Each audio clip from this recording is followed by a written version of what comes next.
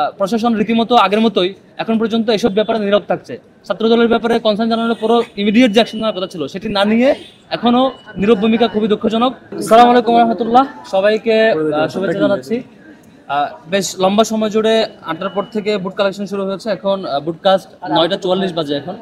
এখন পর্যন্ত বুট গ্রহণ, শিক্ষার্থীদের রেসপন্স, অনাবাসী শিক্ষার্থীদের আগমন, নারী শিক্ষার্থীদের যারা বাইরে থাকেন তাদেরও আগমন সবকিছু সন্তোষজনক ছিল এবং শিক্ষার্থীরা বেশ ভালোভাবেই আসছে।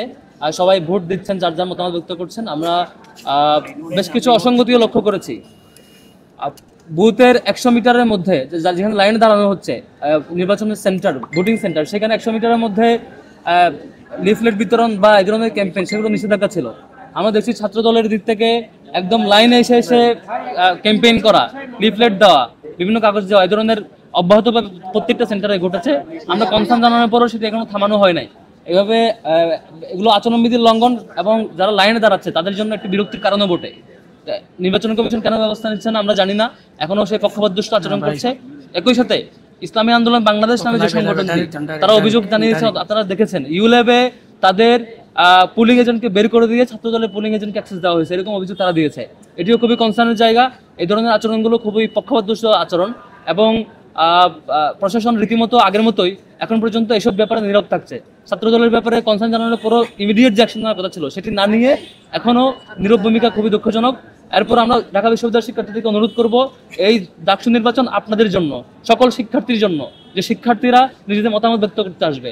আপনারা যারা হলে আছেন কিংবা যারা অনাবাসিক জায়গায় যার যার বাসায় আছেন, প্রত্যেকেই অবশ্যই আসবেন এবং ভোট সেন্টারে এসে আপনার মতামত দিবেন, পছন্দের প্রার্থীকে ভোট দিবেন।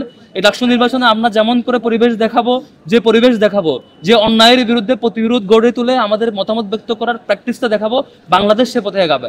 আমরা যদি ভালোভাবে দেখাতে পারি যে গণতান্ত্রিক প্র্যাকটিসটা ঠিকভাবে করা যায়, আমরা যদি দেখাতে পারি যে কোনো অপশক্তি অপতৎপরতাকে রোধ করা যায়, আমরা যদি দেখাতে পারি আমাদের স্বাধীন মতামত ব্যক্ত করে পছন্দের প্রার্থীকে জিতিয়ে নিয়ে আসা যায়, আমরা যদি দেখাতে পারি আমাদের যে প্ল্যানে থাকুক না কেন, যে চক্রে যে প্ল্যানে থাকুক না কেন, আমরা শিক্ষার্থীরা যার যার জায়গা থেকে যার যার অধিকার থেকে প্র্যাকটিস করবে, অন্য কেউ এখানে বাজে প্র্যাকটিস করতে পারবে না। সেটুকু দেখাতে পারলে তবেই বাংলাদেশ সে পথে আগাবে।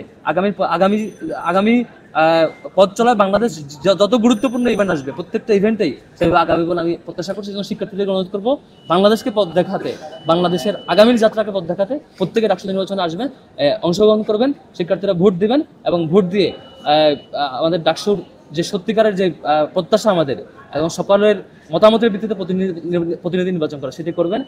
ফলে আমরা যদি সবাই মিলে অংশগ্রহণ করি, সবাই মিলে আসি, যারা অন্যায় করতে চায়, যারা অপতৎপরতা চালাতে চায়, যারা প্রশাসনকে ব্যবহার করে, তাদের দলীয় লোকজনকে ব্যবহার করে অন্য প্র্যাকটিস করতে চায়, তারা নিশ্চয়ই ব্যর্থ হবে।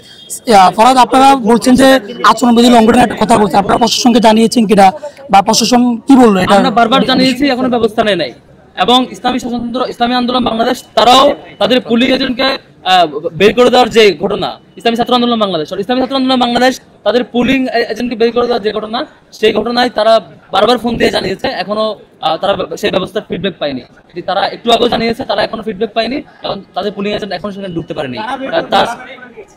এবং তারা সেখানে ঢুকে দেখেছে যে সংখ্যক সব দল মিলে বা অন্যান্য প্রার্থীর পুলিং এজেন্ট মিলে যে সংখ্যক থাকার কথা, সেই সংখ্যক ছাত্র দলের একারই পুলিং এজেন্ট ওখানে দাঁড়ানো, অথচ তাদেরকে আগে কার্ড দেওয়া হয় নাই, বা আগে সেই সংখ্যক যে পরিমাণ যেভাবে নিয়মতান্ত্রিকভাবে দেওয়ার কথা সেভাবে দেওয়া হয়নি। তাহলে কি করে তারা ঢুকলো? এবং তাদের কনসার্নটা, ইসলামী ছাত্র আন্দোলন বাংলাদেশের কনসার্নটা কেন নেওয়া হলো না এখন পর্যন্ত, সেটা একটা শঙ্কার জায়গা।